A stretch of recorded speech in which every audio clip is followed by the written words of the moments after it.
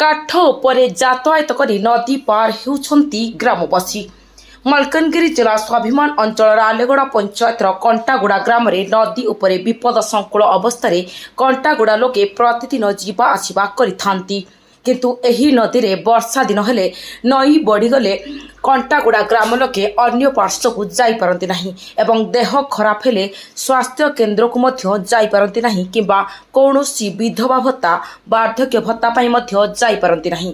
तेणु एही नदी रे गोटे ब्रिज निर्माण करागले आम ग्रामर शिशु माने अंगनवाड़ी और स्कूल रे पाठ पढ़ी सुविधा होता और इंदिरा आवास गृहर सुविधा इत्यादि शिक्षा स्वास्थ्य पानीय जलर समस्या दूर होता बोली ग्रामवासी मत प्रकाश करछंती। तेणु एही ग्राम को केबे प्रशासन पहुँचब और समस्यार समाधान करिबो ताहा देखिबाकू बाकी रहिला। असुविधा गाड़ के वृद्धि के असुविधा देश बोलो वृद्धि कर देला भाई की बोलो वृद्धि वाले बाटे हमके दिन बात नहीं काटे बात बोलो हमें टाइम जब दुकान लेगी किला के जब दुकान लेगी फाइनेंस का लेने होंगे गाड़ लगा देने सारी बच्चा बोले जैसे पाले वाले सब कर बुलाएगी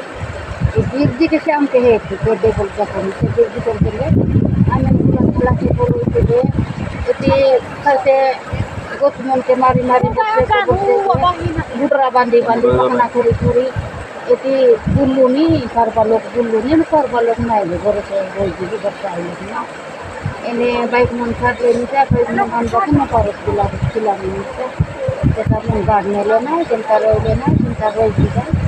इनका कार्य करी मेरे दिन हाँ सीधा ठिया कि कह हाँ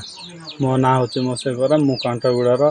आम गाँ ब्रिज नथिबा जुगु आम किछि सुविधा मिल पारने आम मेडिकल जीवाक हेले भी आमको ब्रिज दरकार वर्षा टाइम रे आम मेडिकल जीवाटा भी असुविधा हो जाउछि कहीं आमर ब्रिज ना पानी जदि भर्ती हो झरणा पानी आम बाहर कुआड़े जाई पारनु वर्षा हेले आम सब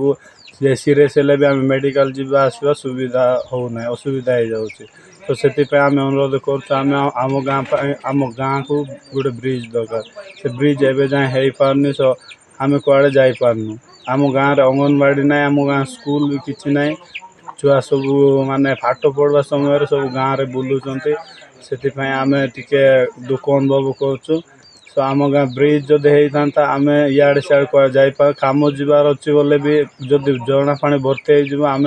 बाहर को कुआड़े जापारनु से आम अनुरोध कर गाँव गोटे ब्रिज दरकार।